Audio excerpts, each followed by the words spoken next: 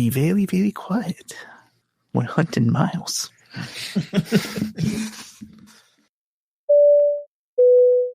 You're listening to Dots, Lines, and Destinations, a travel podcast with hosts Stephen Seagraves, Fosma Moon, and Seth Miller.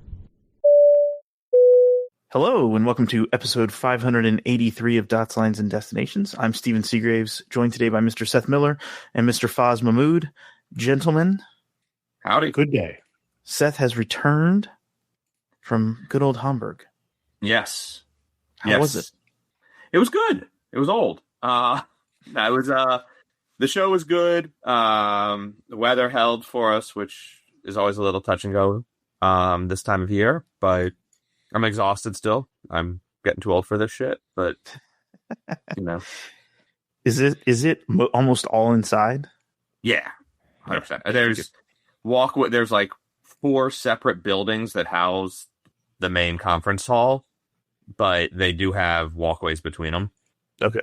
That's good. That can be covered. Like, and they're like those extendable awning things, almost sort of like you sometimes get on hard stand ramps. Mm-hmm. Like they can stretch it out up to the door if they need to. Yeah. But when the weather's nice, we just open the emergency doors and walk between because it's actually nice. Well, I'm glad you had a good time. You recorded an episode with Jason. People can check that out at the show. So that's good. Yeah. No, it was good. I mean, listen, I will say, we're echoing some of what we talked about last week, but there's the good stuff always that you see is like a couple years away, and that's annoying. There's 1 or 2 bad things that are also a couple years away. But overall, I think, most of the stuff we saw this year wasn't super far-fetched. There was one like super first-class product from Safran and Rave Aerospace, which Safran was a seat maker, used to own Rave, and then spun it off and for private equity and whatever, who's the entertainment systems. And it was like this crazy-ass wraparound screen on a first-class bench. So you can imagine it was like 10 feet of screen going like sort of starting on the side wall of where buddy dining is, all the way behind the buddy dining, all the way down the long side, all the way behind the passenger around, and then also had an overhead bit. So if you reclined fully, you could watch the movie on the ceiling instead of on the screen. I don't know if I like that at all. It's very. They also talked about like if you're lying on your side, we could put it on the side wall and even adjust the skew or parallax just to cover what angle you're looking at it from to make it right. And it's like, cool. But that one is very much a concept. It's not they plan to go to market with it. It's one of the hard things about like the super fancy shit that they show off is a lot of it is, pie in the sky concept stuff, not real. Yeah. Yeah. You have to read between the lines a lot. It's going to be, fun to be in that job, just to come up with stuff knowing you're never going to actually have to deliver it, so you can go crazy. Yeah. If you can make it good enough that we can show it off in a demo. An MVP, if you will. Yeah. What about AI? Has that concept been dropped from the show, or is it still popping its ugly head Still up? There. Jason and I talked a bit about one of the things that was playing for AI, which is seats that you can talk to. No, I'm good. You're good, I'm good, but there's a reasonable business case to be made for accessibility reasons of someone who's blind or vision impaired and is trying to figure out how to make a seat recline. If they have an app that they use on their phone, or especially if they can do it with their own device, having big buttons and whatnot that can control the seat that way. Yeah. And the one Recaro showed off was natural language. Jason's example was, I'm tired, and it went to bed mode, or I need to go to the bathroom. I want to pee, I think he said even, and it went to upright. So there are some interesting things there. Obviously, a lot of that is deciding what the words are, deciding what they mean, and programming it, and then indicators of whether it's actually doing anything or if it didn't understand you or not. And there was a different one that was app-based that you could speak to or just push the buttons and integrated into the watch. They had a watch widget for. So again, that's one where, I don't need that. I would find it annoying to use, but there is a subset of passengers who would use it well. interestingly, the Recaro folks didn't see it as an accessibility thing until we told them it should be. The other folks doing the watch/app-based one absolutely approached it as an accessibility thing. Oh, interesting. Okay. I've seen neither of them. Neither of them knew the other was doing it, so both were like, and we're the only ones. And we were all like, actually, you're not. You need to walk over 30 booths and basically. All right, let's talk about JetBlue and United and fuel surcharges. It turns out if you're using TrueBlue points now to book on United Metal, you have to pay those. Awesome. Everything keeps getting better. So they were already a bad deal most of the time, and now they just got a lot worse. Yeah. Foz, does your coffee mug say meh? It does. Sorry, that's the first time I've seen that. That's about right for that story. AA and United, I think this has just been, it's hard to tell what's actually going on here, right? So Scott Kirby said, hey, look, we've talked to the administration. It was actually reported. Kirby didn't come out and say this. It was reported that Kirby was in talks with the administration and mentioned how United would like to merge with American, basically buy American. Yeah. And then 5 days later, American comes out and says that's not true. They've never approached us, but we're thinking about something big on the future. I think more or less that. I think it took a little longer for American to firmly deny it, but which is odd in and of itself. Like, why do you have to come out with a statement saying no if it's really no? Yeah. The whole thing is weird. It dates back to and now this week or a couple days ago, CNBC had a story out saying Kirby originally started thinking about the idea last fall, mentioned it to the administration in February, which tends to align with the timing of the statement from, I think, Duffy saying this administration is in favor of mergers. And it was a weird, why did they say that moment? And now it turns out we know why. But yeah, the whole thing is very strange. Is Kirby just some kind of underappreciated genius, and he's playing the long game here to get JetBlue? Is that what this is? That's my guess. That's what most people think. I don't think he's that smart. I don't think he'd need to do that. That too. It's not necessary. If the administration really is as keen on these types of transactions as they seem to be, I don't think you need to seed the conversation. I think you just do it, and they'll follow through. I mean, they've already played their hand. They've said we're all for it. So right. I mean, but could it be that he's trying to get Delta to act on something? Like Delta make the first offer and he goes in and makes a better offer? Yeah. I mean, I think that's kind of setting him up for failure, though. Maybe not. Right. If Delta's not going to sit back and watch. So maybe it's let's socialize this to see if Delta tries to do anything. It doesn't have to be JetBlue. It could be anyone. I say, do they socialize it so that Delta can buy Alaska, United buys JetBlue, and leaves Americans sitting with nothing to get? And they just put them out of business via monopoly? Yeah. Or duopoly? Yeah. Yeah. Someone suggested to me the other day that, just speaking of random merger talks and whatnot, because JetBlue has apparently hired advisors, which I still not seen if that's confirmed or not,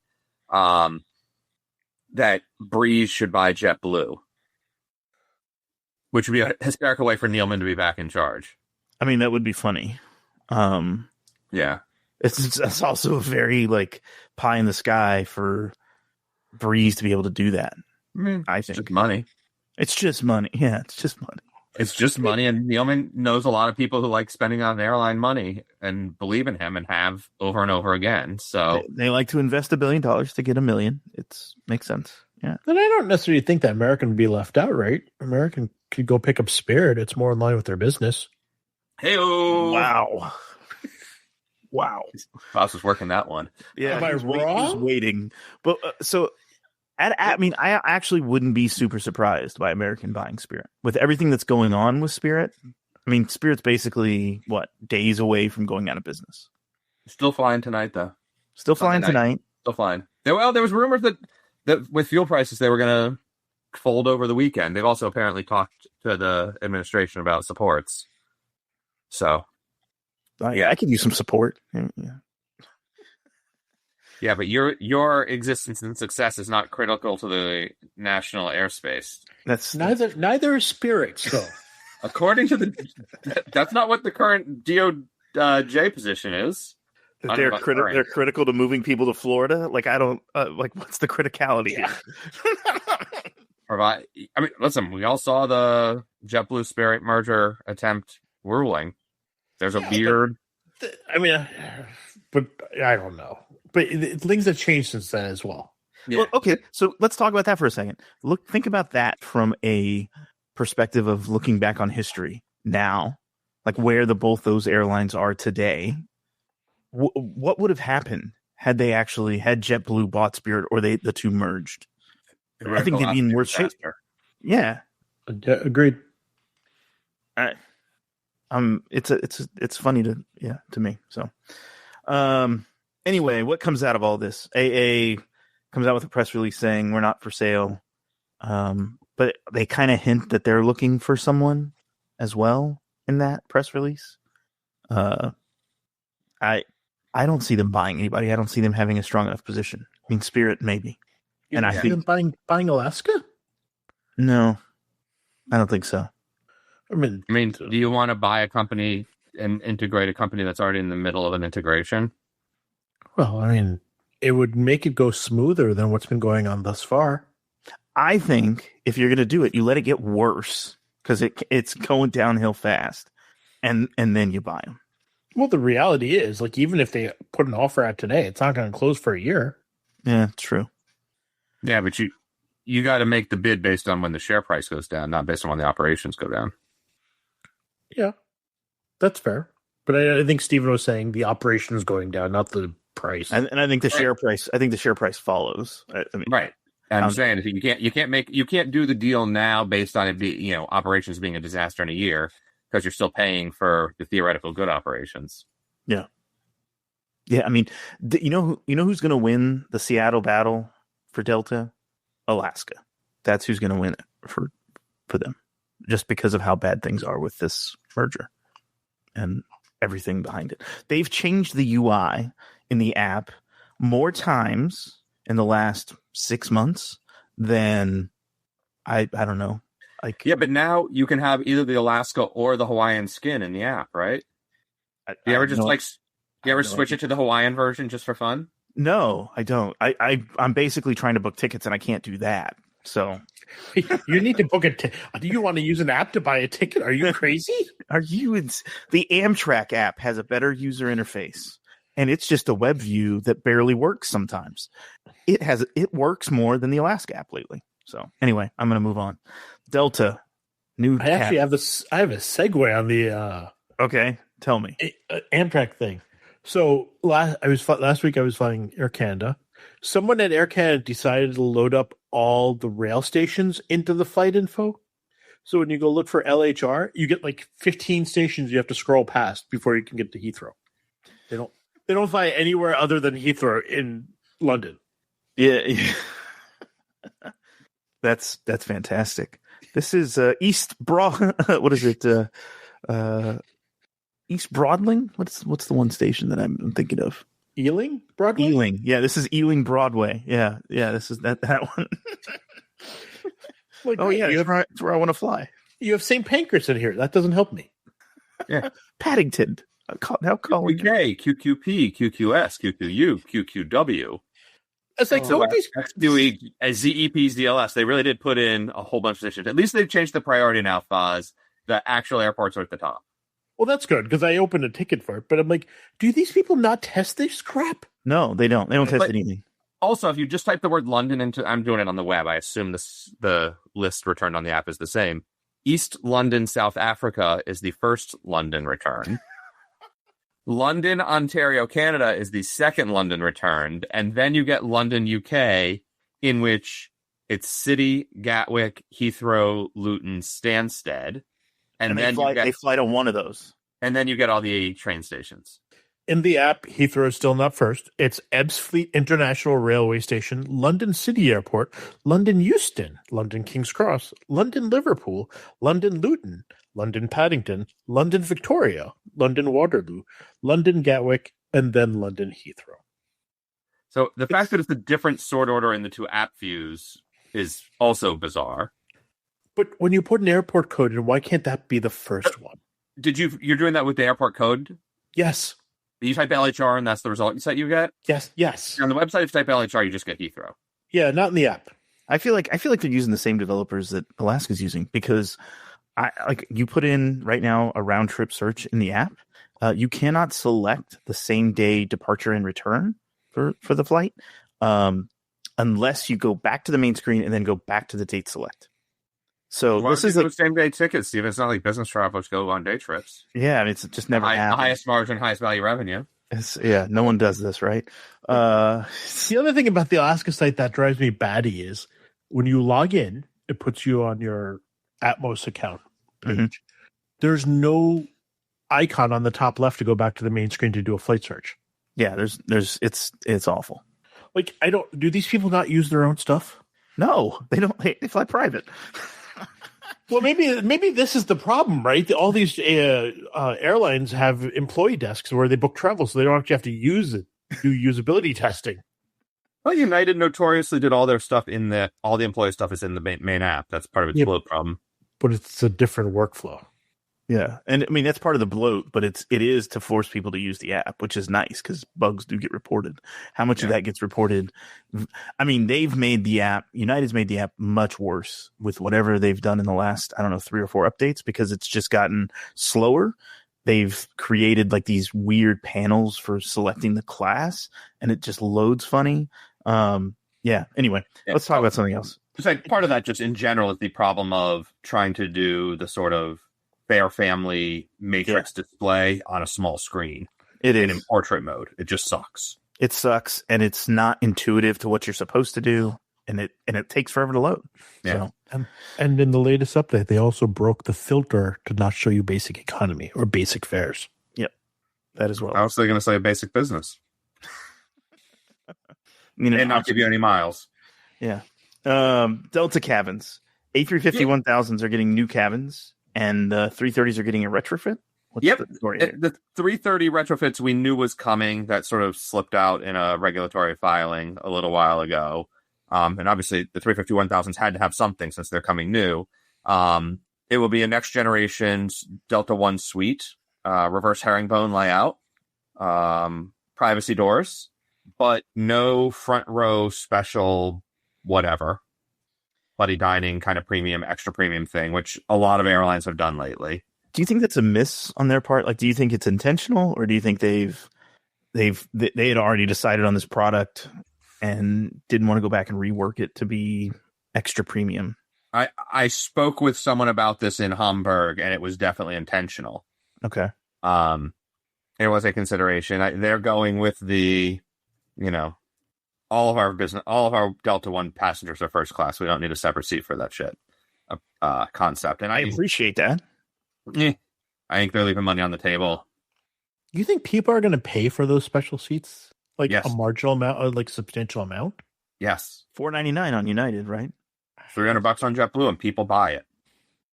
And I say this because you could say it's employee class if it's full, but on many flights I have seen those seats are blocked well in advance because people are buying them. Yeah, but the difference is JetBlue has 2, United has 8. Okay.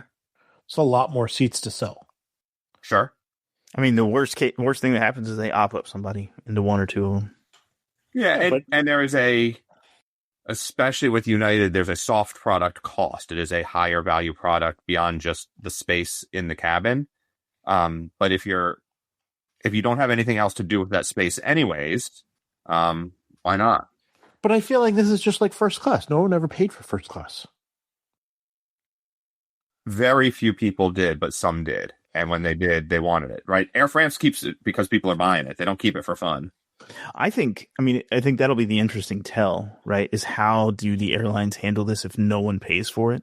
Like, how does United handle it on San Francisco, Singapore, where no one pays for it, and they've got employees on the standby list? Do they put employees in those seats? That'll be the interesting tell for me. Yeah, because then it is like international first class. Trying to remember who I was talking to, which airline. It was, I want to say either United or American. One of them put an embargo on those seats, the like front row super seats, for a little while it's coming online to allow the employees to get the flow down smoothly with regular passengers before it was full every flight because people were joyriding. Gotcha. And JetBlue did the same thing when it launched transatlantic. Employees couldn't take Mint non-rev for like 6 months or 3 months, because they wanted it to like actually be a product and get things smoothly running and then fill all the seats. Yeah.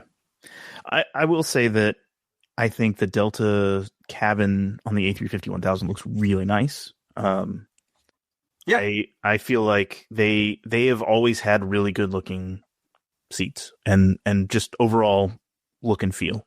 It's been really good, I think. I'm still not sold on doors. I kind of wish that the seats, I've talked about this for the United seats, that the business class seats were closer to the window. Like, I wish you weren't closer to the aisle. That's one of the things I like about the classic Polaris seat, is that you can pick one that's closer to the window, and you've got a little bit more privacy. It's a little quieter in my experience. You can't really do that on the Delta seat. So no, and we'll see.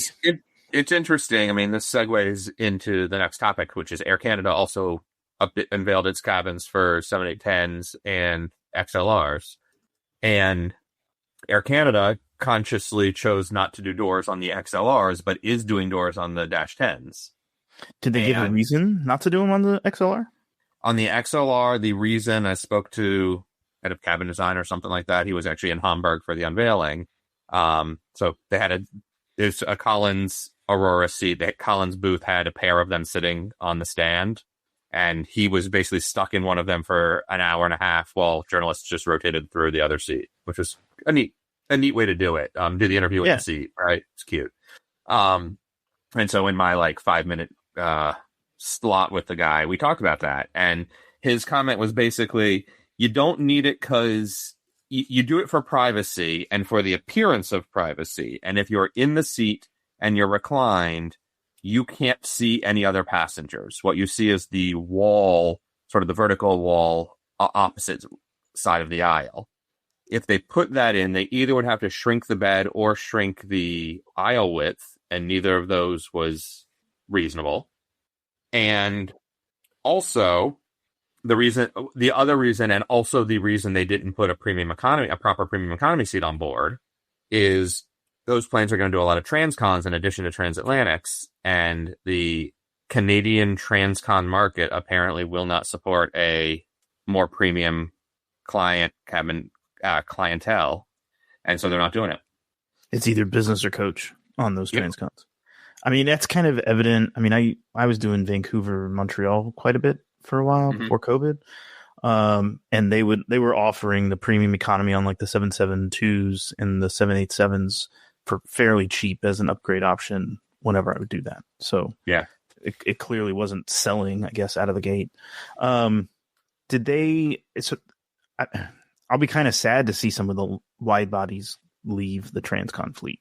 It's going to kind of for Air Canada, like it sounds like they're going to use these for those routes, for those types of routes. So, well, I think it's going to be a couple of things, but similar to United, they can't do it wholesale. They need the capacity. Yep. Just in general, moving bodies and people. Air Canada also routes planes through the network that way to get them back and forth to Toronto. Yep. Right. So they sort of Toronto, Vancouver, Asia, or Oceania, and then back, and then onto Europe and back.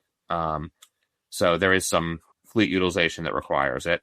And then the other ones that it's replacing is like LA, where they don't send wide bodies. So there it's an upgrade. Yeah. Yeah. They're also doing a business class plus, right, on their 787s. So that bulkhead seat, isn't that in the product? I believe so. Yeah. So there you go. Another one, Foz. We got to see how it works out for him. Foz is shaking his head on video. I think it's just going to be another employee class. I mean, we'll see. I don't think you're wrong. I think it sells better than Foz does. I think that's a much less expensive. It's just like whoever bought domestic first class. Okay, it was nobody, and now that they sell it at a reasonable price, 80% of the cabin is paid and 20% is upgrades. Yeah. If you sell it as a regular business class ticket, price, and it's reversed a little bit, but international business class became more affordable at one point there. And then there's an incremental upsell versus, thousands of dollars to get the first class. I think there's a decent subset of people, either the ticket was already paid for and I want that other special little extra bit myself, work travel, or premium leisure folks will be like, why not? But for $500, you get a nicer champagne, you get a little more space and a bigger screen. I'm not saying I would do it. I'm saying I think the airlines have done a decent job of marketing it. And, whether it's the additional space, it's the buddy dining thing in some cases for a couple traveling together, even if they both get that special seat and one has to walk around through the galley to sit in the other place. I think there's some folks that'll do it. One of our friends just sat in that seat and said their wife tried to use the buddy dining. It was not comfortable at all. On United? Yep. Yeah. No, it's terrible. Yeah. There's zero space in that buddy dining seat in United. Don't buy it for that. Multiple people I know have tried it and said no. It's just not a comfortable seat. There's no space. Mm-hmm. Yeah, and I think Ed already flew on it too, and he didn't have great things to say about the premium either. Yeah. Part of it is implementing it well, but you look at Condor and Virgin and all of the airlines that have implemented this front row thing, most of them I think are selling it okay. Condor was doing it for $200 on a one-way from Frankfurt to Joburg, which I thought was a fair price. And so I bought it just to try it.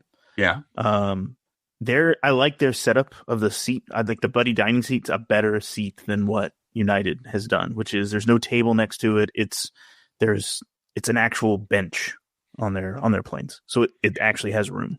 I haven't sat in it yet. It sounds like United maybe made a design misstep along the way. Yeah. $200 is very different than $500. Agreed. Especially on a 9-hour flight. This is also, I talked about this a little bit with Jason last week, but $500 for 4 hours in the Skynest on Air New Zealand. Yeah. Even New Zealand dollars, that's a lot of money. Okay. Oh, can we take a tangent here just for a second? I don't know. On this podcast, we try not to do that sort of thing. Okay. Well, so I was talking to people about the Skynest thing, and I mentioned, I was like, I'm not going to pay that much money for 4 hours of sleep on a plane. Yeah. When I could, at that point, I could just buy the business class seat or, upgrade or whatever I need to do to get that business class seat. They were and someone's like, well, 4 hours is about all I sleep on planes. And multiple people told me this. Yeah. Am I the only one who sleeps 7-8 hours on long haul, ultra long haul flights? No. How ultra long haul are we talking? Transatlantic, I can sleep from Boston, so it's only a 6-hour flight. I'm lucky if I sleep 3. Yeah, I'm talking more like going to New Zealand. Yeah, I'm trying to remember what I did on JFK Haneda. I probably only slept 4 to 6 hours of the 16 or the 14. Really? Yeah, I was unhappy about that. I wanted to sleep more. Just my body was like, nah, we're cool. And I didn't want to drug myself on the plane. So I think that's the other thing is I can fall asleep anywhere if I'm tired. If I'm not tired, I'm going to stay awake. On Sydney DFW, I slept 7.5 hours on that flight. It was a great bed. It was fantastic. It's also for me, it was time of day thing because the daytime departure out of JFK, so it was a noon or whatever departure. That's not a good time for me to sleep. I can take a nap with the best of them, like Kirby. Yeah. Well, no, he takes 20-minute naps. I take 2-hour naps. But I felt like I was going crazy. People were like, "Oh no, you just need 4 hours of sleep." I'm like, I don't know what flights you guys are on, but if I'm doing San Francisco, Singapore, I'm sleeping 8 hours on that flight. I don't know what life those people are on that they only need 4 hours of sleep. Yeah. Yeah. Anyway. Sun Country and Allegiant have gotten their DOT approval for merged operations. This is really a pro forma thing. When airlines merge, they have to have approval to keep operating under both company names, even though they have a common owner. Yeah. And there's a transition of international route authorities that move into the new operating company name, but still are operated by the brand of whoever's operating it.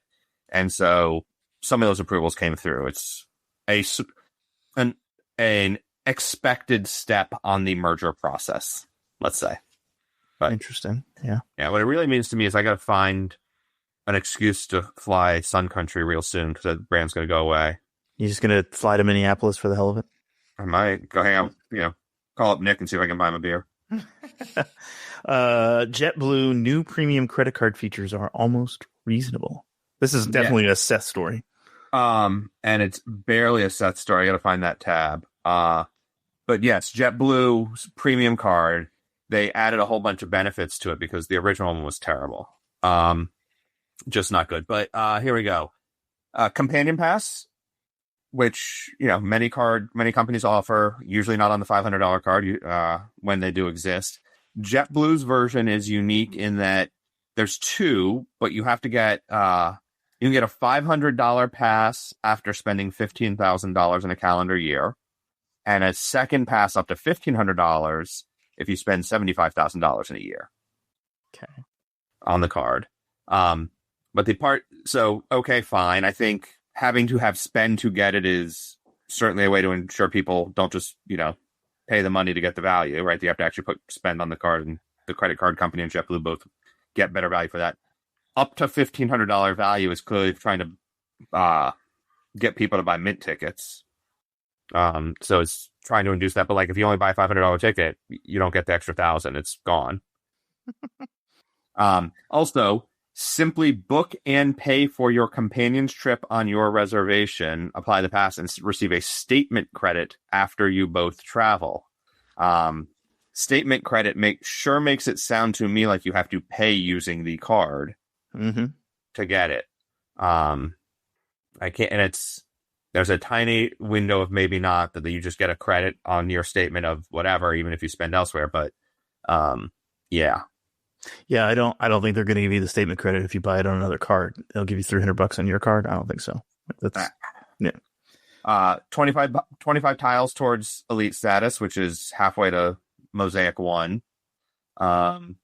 Some better annual statement credits for travel, and then a 15% redemption rebate, which, if I remember correctly, is stackable. So, with some other things, but currently the base cards are 10%. Okay. And so this gets you 15. Okay. So, 15% back, and it's a fixed 15%. It's not like up to or whatever. It's just you book the ticket, you pay the original amount of points. After you fly, the 15% gets credited back to your account. So, anyway, it's better than it was. Yeah, I mean, it's kind of like it's a slightly more shiny turd. Yeah. Is that wrong?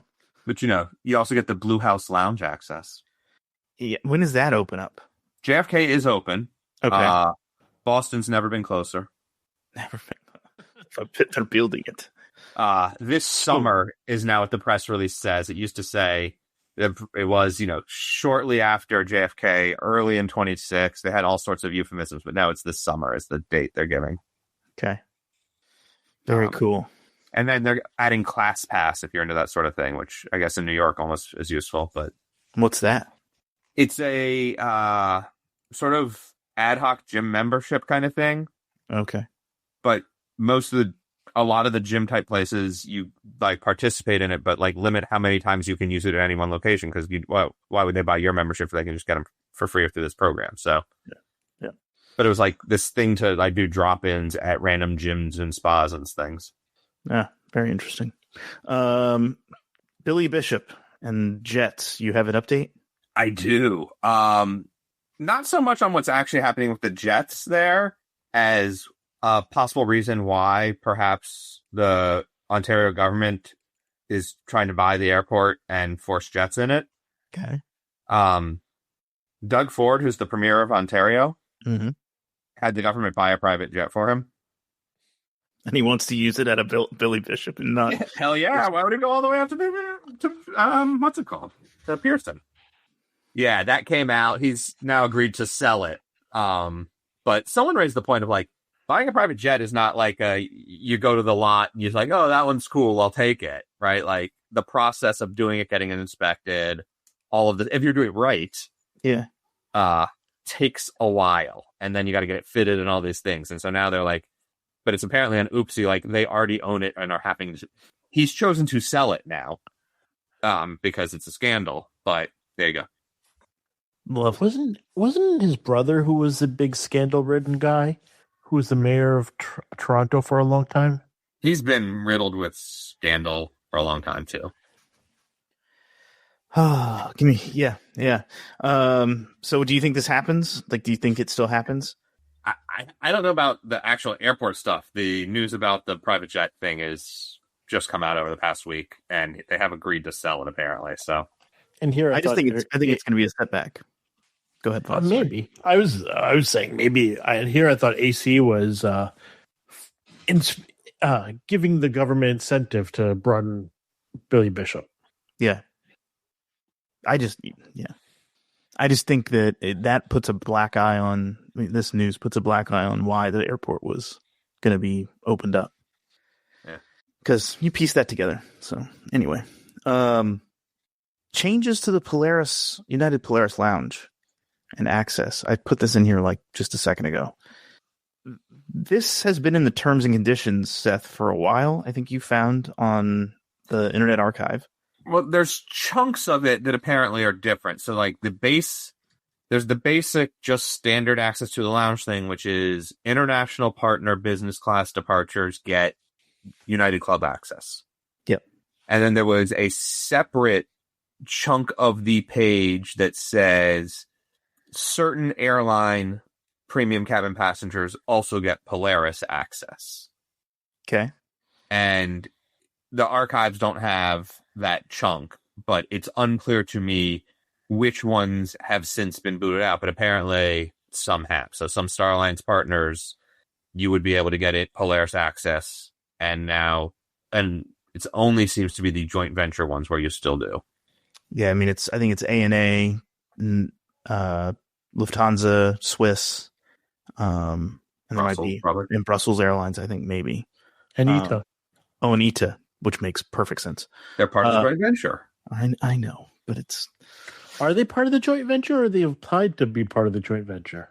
And maybe it's still just application pending, but I think they're supposed to be. I think they were they part of the joint? Yeah, maybe it's still application pending. That was one of the things is like the original approval was like from Europe was we're not going to let that happen, and then it was like, maybe we will. But like I think someone was posting on Reddit for Singapore Airlines, specifically at SFO, you get an invite to the Air India Lounge. Part of that is because Singapore is now operating out of A and not G. Okay. But then other people were like, yeah, you can still walk over to Polaris. And someone was like, yeah, that's like a 40-minute walk. If you don't want to go through security twice. And someone tried it. All the way around the long way? Yeah, you have to go all the way around. That's the only way to get over there. I guess you could yeah, I mean, that's the only way to get in there behind security. So, but they said that they tried it and they got denied access. So, to me, it's kind of wild that United is just denying a bunch of Star Alliance carriers Polaris access. But it's not a Star Alliance lounge.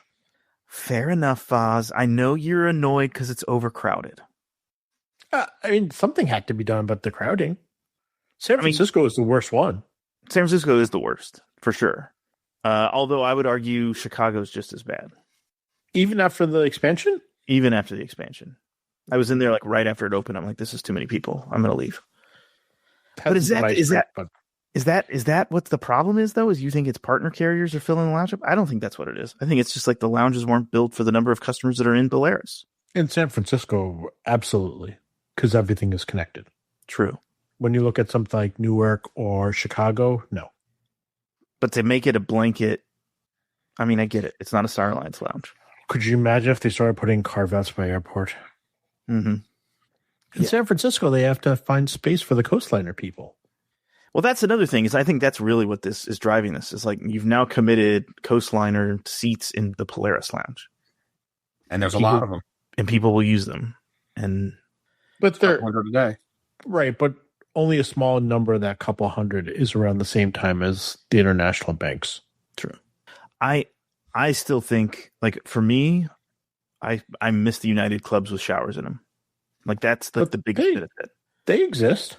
One in Newark. There's some others, too, now, I think. Does Houston's not having it anymore? Nope. Houston got eaten up for the Polaris lounge. Oh, because Houston upped that because Polaris now? Yeah.